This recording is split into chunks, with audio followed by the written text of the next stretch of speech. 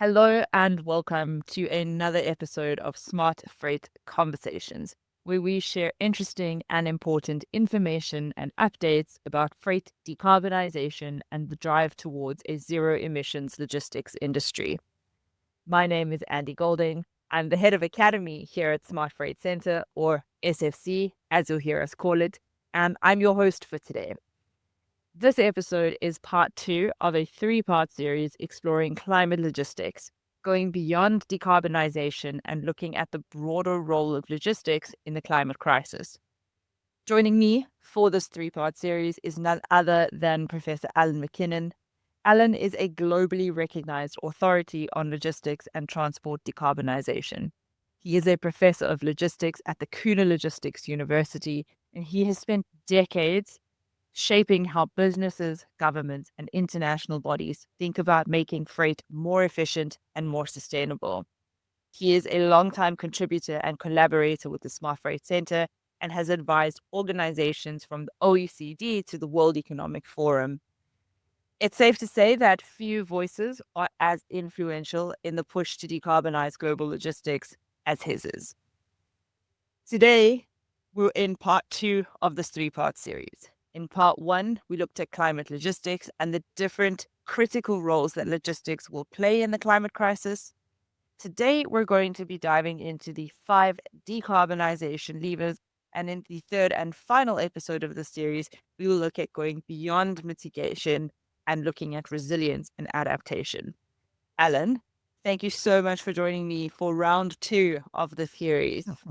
Great. Sounds like a boxing match. Yeah. Happy to take part in the series. Thank you.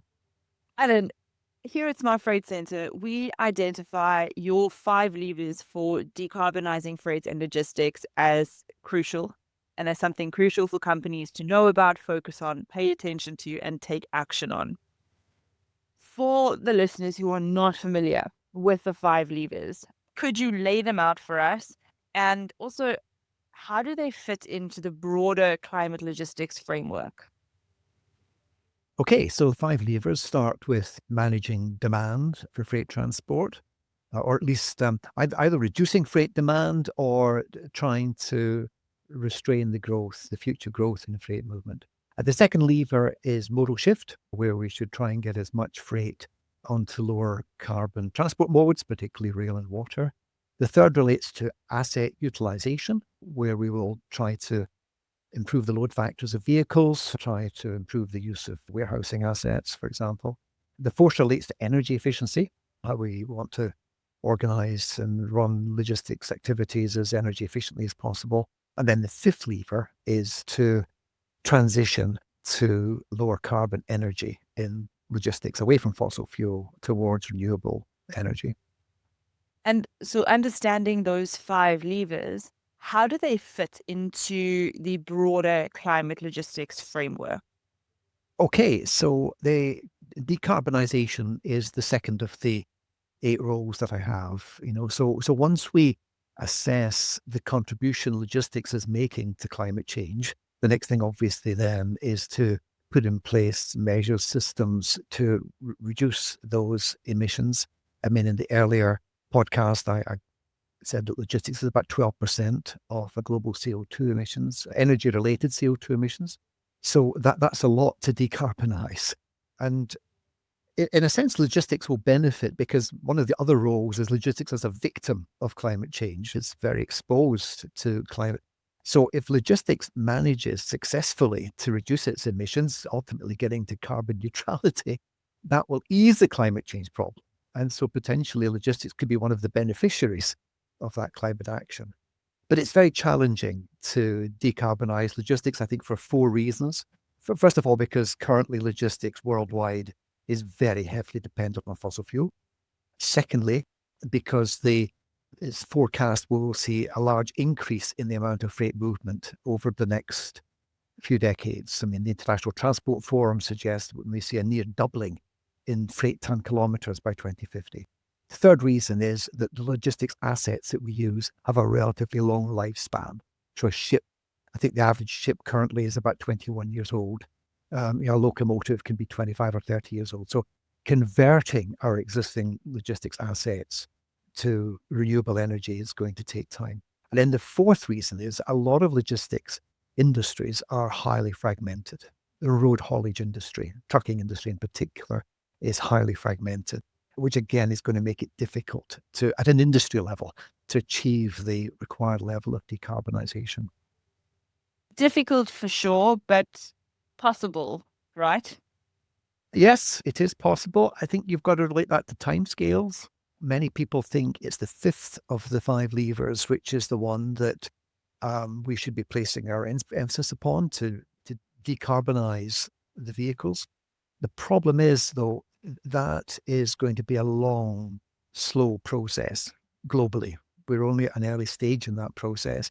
It's also going to be very expensive. I mean, there was a report recently suggested, for example, it could cost as much as £100 billion to decarbonise the UK road freight system.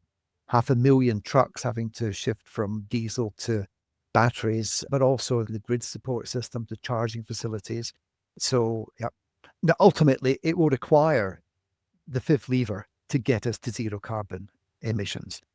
For anybody who's just heard them for the first time, as a reminder, that fifth lever is reducing the carbon content of the energy that we use in logistics to transition from fossil fuel to renewable energy.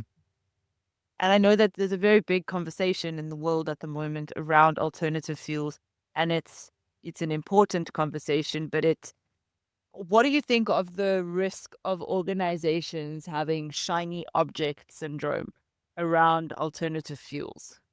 Yes, the shiny objects argument is an interesting one. I think managers and policymakers often go for the technological fix so they can continue managing their logistics as they currently do, but with new equipment that will be low carbon or zero carbon. But as I just said, I mean, it's going to take a long while for that transition to happen. It's going to be very expensive. And what worries me is that we maybe aren't attaching enough importance to the other levers: modal shift, better asset utilization, improving energy efficiency, because these are initiatives that can be applied in the short to medium term. Many of them have very low carbon mitigation costs relative to transitioning to a new generation of low carbon ships and trucks and trains. And the other beauty is that these other levers reduce the amount of energy we require in the logistics system. So less energy then that we have to defossilize. All right. And therefore, I think we should be pulling levers 2, 3, and 4 a bit more aggressively, which will take the pressure off us to apply that fifth lever. And also, it's something we can do more quickly because we have to act quickly on climate change. The windows for avoiding reaching climate tipping points are closing pretty rapidly.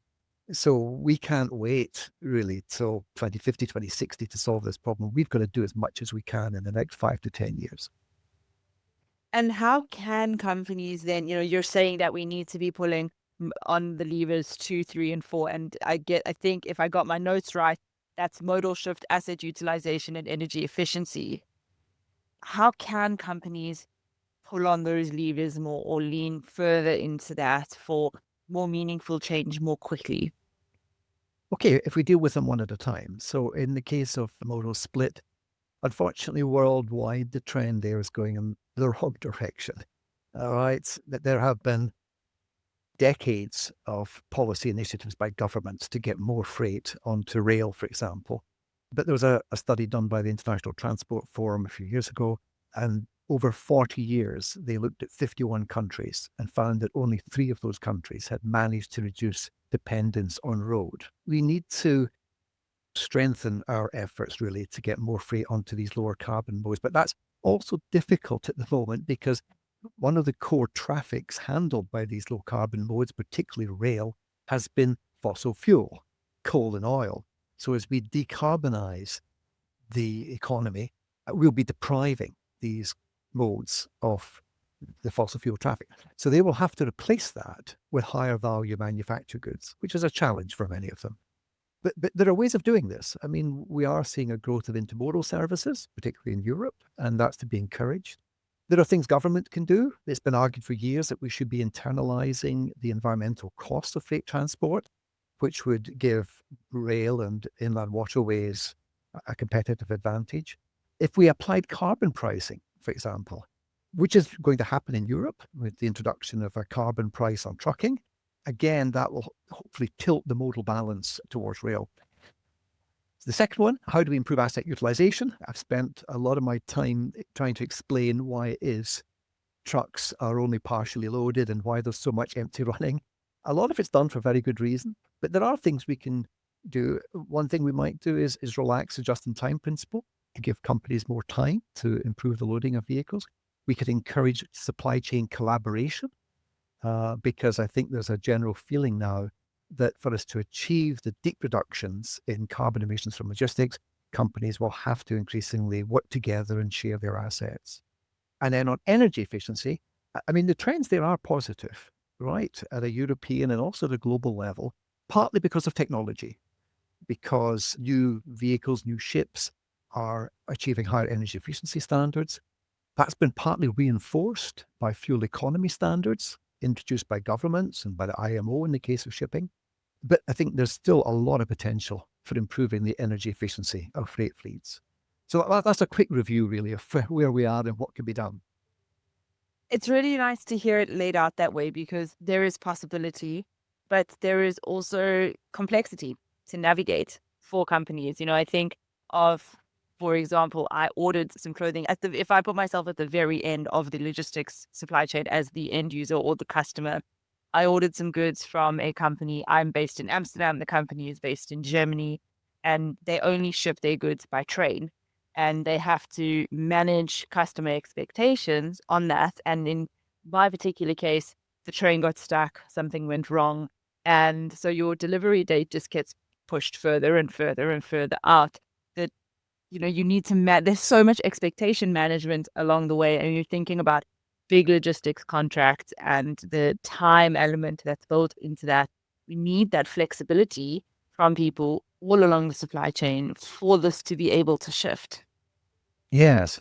It surprises me that you actually knew what the transport mode was that was bringing your product from Germany, because most people have no real awareness. I suspect most people just expect it to be a road movement. But you're right. I mean, the point you're raising is a very important one. And one reason why many companies have hesitated about shifting mode to use rail, for example, is a fear that the service quality might be inferior. And therefore, that will then impact on customer service. But again, there are ways in which rail operators can upgrade that standard of service and reassure shippers that they can provide a competitive service, not just on price, but also on service with road. Yeah, and there has to be a way to improve that. In this case, the company was very open about trying to use as low emission transport as possible. And that is how they've built their business model in their case. But, I was one customer, I was a sample of one who was frustrated and annoyed by the situation. Imagine how many other important goods may have been on that same train. Yes. Yeah. So we've spoken about the 5 levers, their importance. We've looked at the levers that we wish were being pulled more, that companies have the opportunity to pull on more. What do you think are some of, maybe just very quickly as a last question for this episode, what do you think are some of the barriers that companies face in applying these levers, and how can they be overcome? Again, it'd be a case of looking at it lever by lever. I haven't said much about the first lever, which is the increasing demand for freight transport. That's a difficult one to address because there's been a close correlation between economic growth and the growth of freight movement. And governments are very hesitant to do anything that will restrain the movement of freight because they feel that will have a negative economic impact. Modal shift, I've just mentioned. There are loads of barriers there to getting more freight onto rail. I've mentioned a few of them. There's the geography of all of this, the density of rail networks, the number of intermodal transfer points are all a bit limited. And so there's all that fundamental geographical constraint. Service quality in the past often has not been great. The way in which rail services are marketed, again, could be improved. But I think a lot of these problems are soluble. Utilization of the assets. A lot of people are pinning their hopes really on greater supply chain collaboration. In Europe, as you probably are aware, there's this concept of the physical internet, where we essentially apply the principles of the digital internet in the physical world of logistics. And if that could be done, that almost certainly would greatly improve the way in which we manage our assets. It would raise load factors. The trouble is, it's such a revolutionary concept that, again, it's going to take some time for us to migrate in that direction. And energy efficiency. I've been speaking a bit about Europe, but let's look at this globally. One of the problems with improving the energy efficiency of freight transport is that in many countries, there are fuel subsidies made available. So that reduces the price of the fuel artificially, and again weakens any financial incentive that companies might have to improve the energy efficiency of their freight transport. So that's a sort of policy anomaly, I think, that at some stage needs to be corrected. Although I realize politically and socially, it can be difficult in many of these countries to relax these fuel subsidies that governments offer.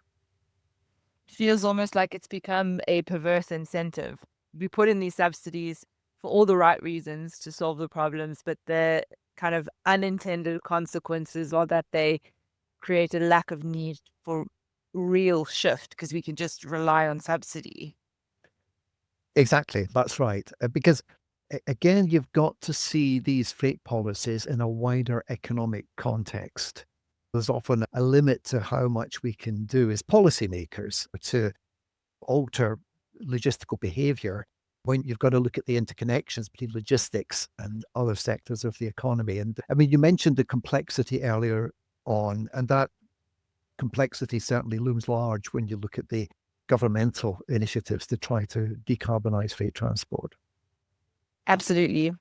Thank you, Alan. I think this is a good place to end this part 2 of this 3-part series. I think the key message that we can take away from this is acknowledging, owning, and leaning into the complexity of this, but also looking very hard at the levers, the 5 levers available to us. How can we pull them? How can we lean into them?